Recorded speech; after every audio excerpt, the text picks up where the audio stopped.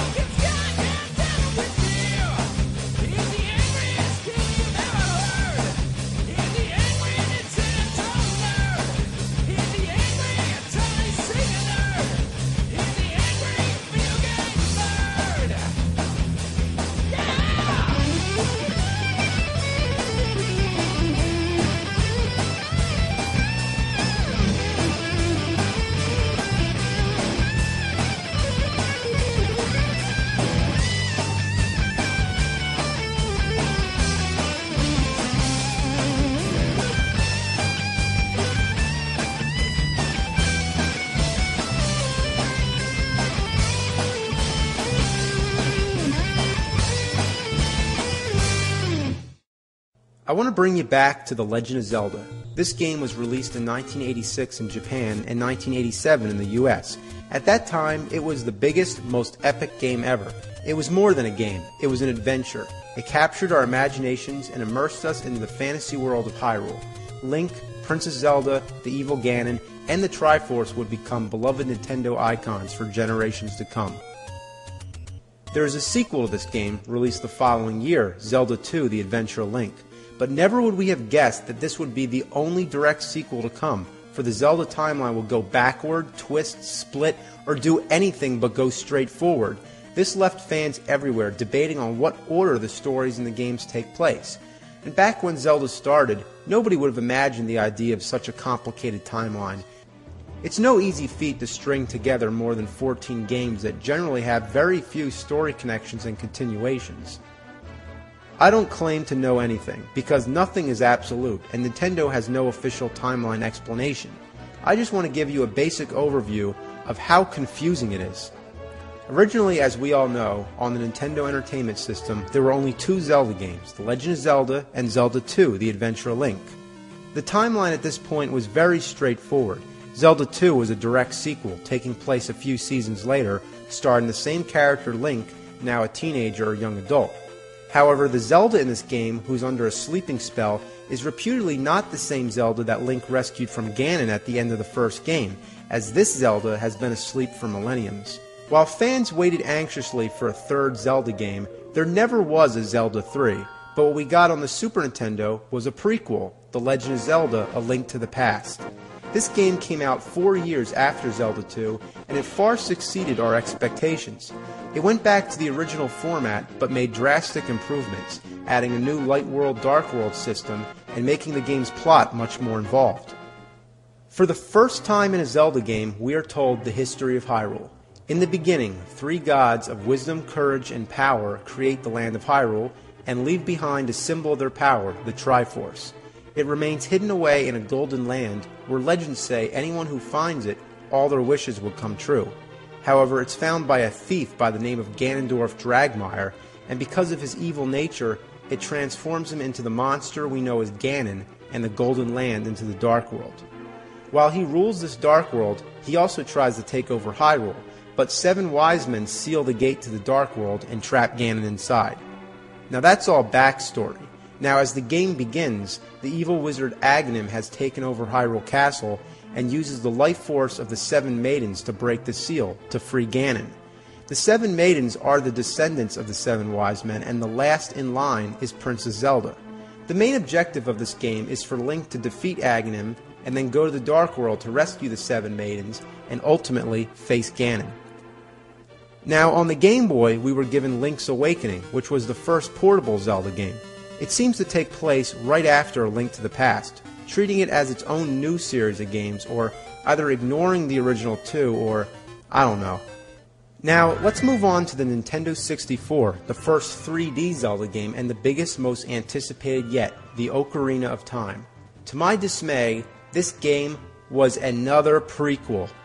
Upon release, it was announced as the earliest point in the timeline, and this is where all notions of Link to the Past being the first were shattered. Shigeru Miyamoto, the man responsible for all these great games, did an interview with Nintendo Power sometime before the release of the Ocarina of Time, and this is what he said.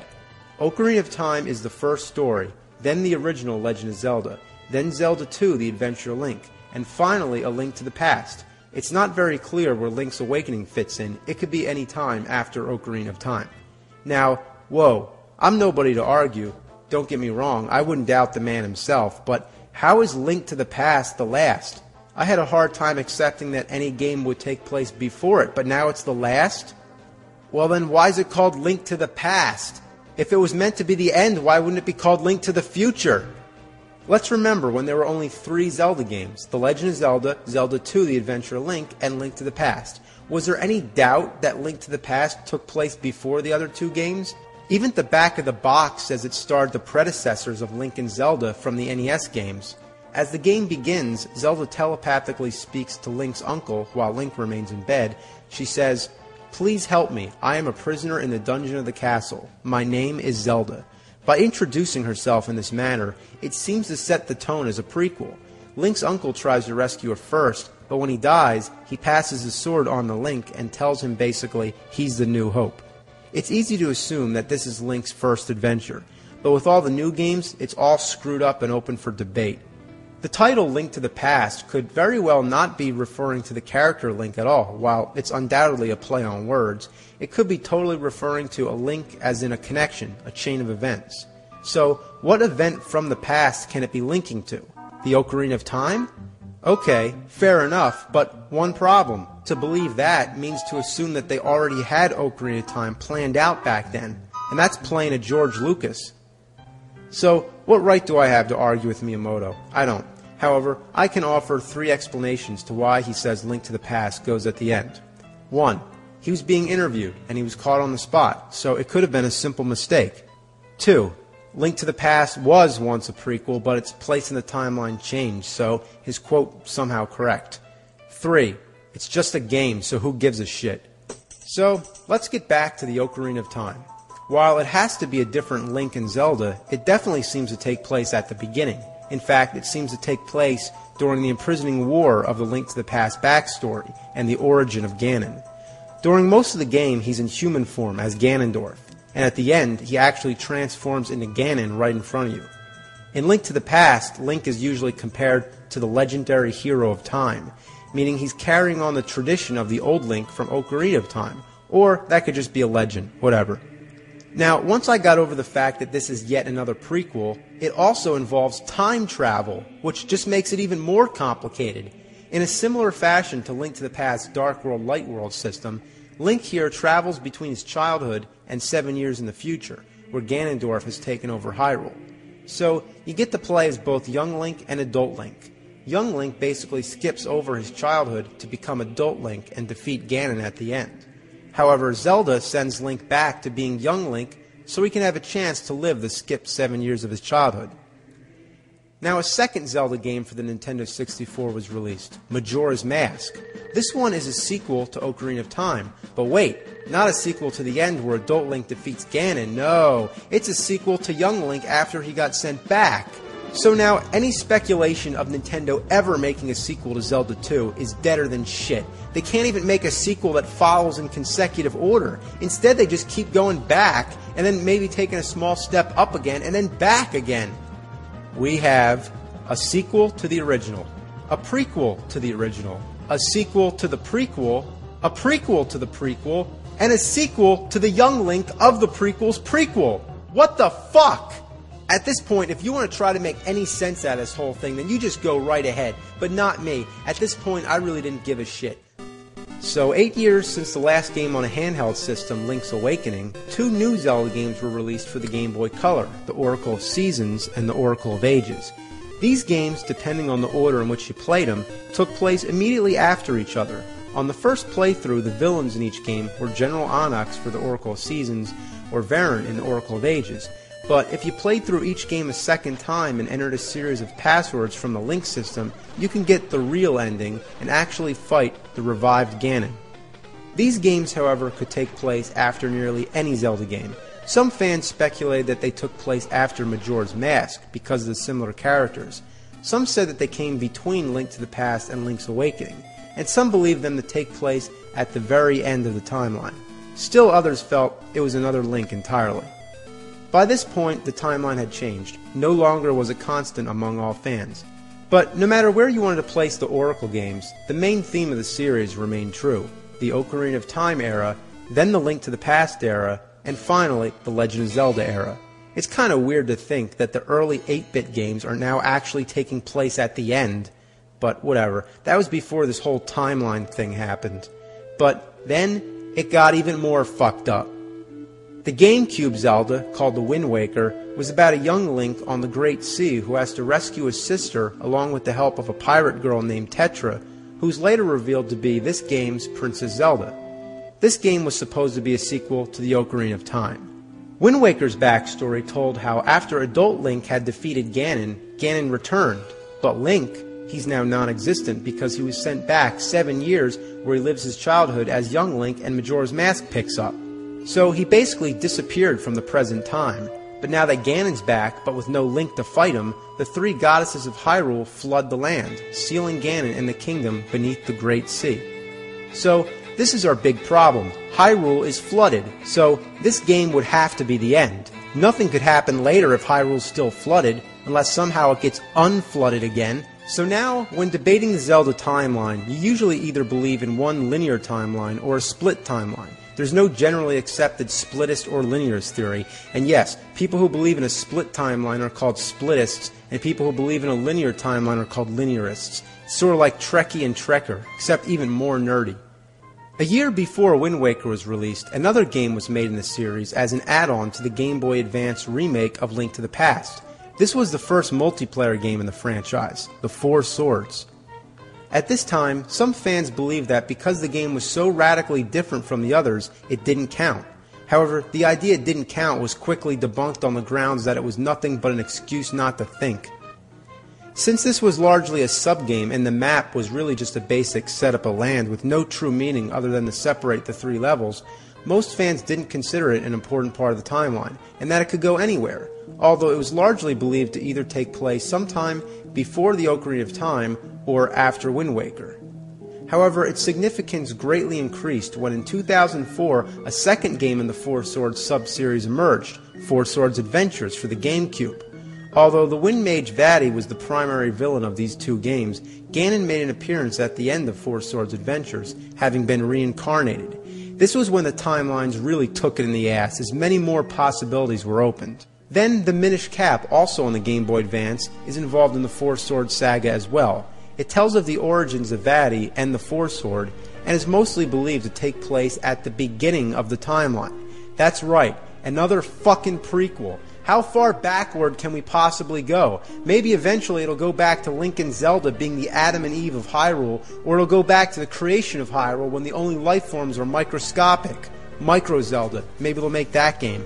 Although I'm being sarcastic, many fans agree that it is hard to accept another prequel. Many are resistant to the idea of a game taking place before Ocarina of Time, as I am with any game taking place before the only one with past in the title. Many other theories place the Minish Cap at the very end, and still others clump it together with the other Four Sword games somewhere in the middle of the timeline.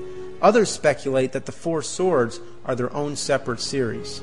However, most believe the Minish Cap is likely the first game in the entire saga, as its geography seems to be most similar to that of Ocarina of Time than any other game, and takes place in a time without many of Ocarina of Time species being prominent, suggesting that the kingdom has not yet united all the races.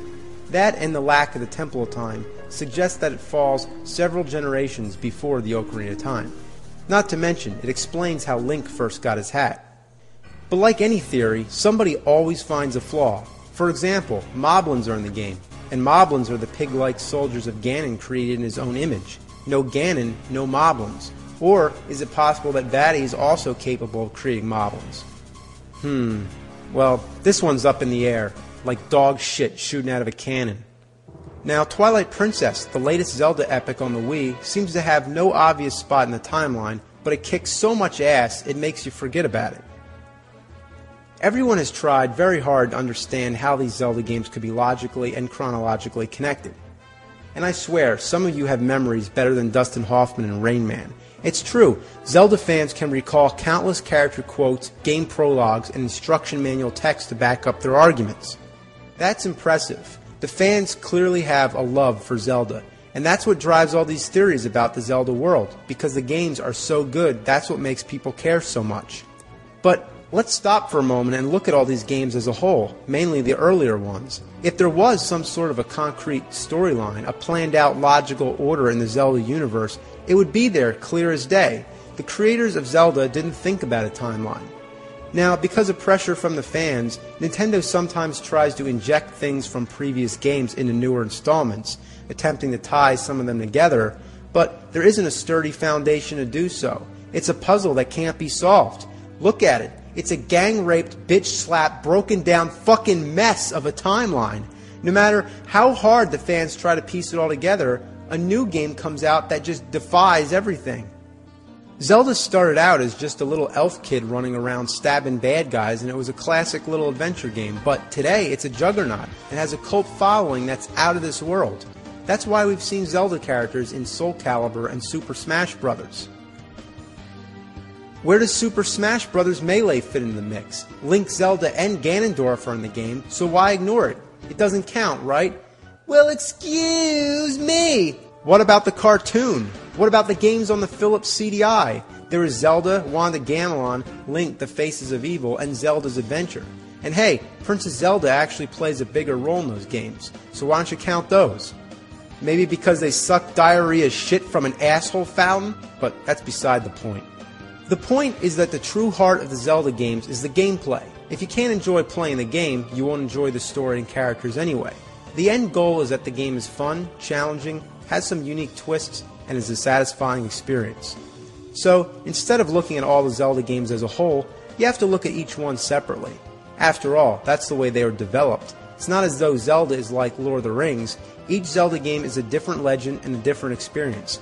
You don't have to play the first one to get the story of the third one or even the 13th one, and that's really lucky for those who haven't been able to play them all, which is the case for most people. Zelda games are not meant to connect right down the line. They're not meant to tell the entire history of Hyrule. They're meant to be single, fun experiences. Now, I know it can be really fun to work on this puzzle, and it shows creative thinking, which I commend a lot of you for, but hey, don't sweat it. It's not something that deserves a loss of sleep. So, just enjoy the fucking games, and have a great day.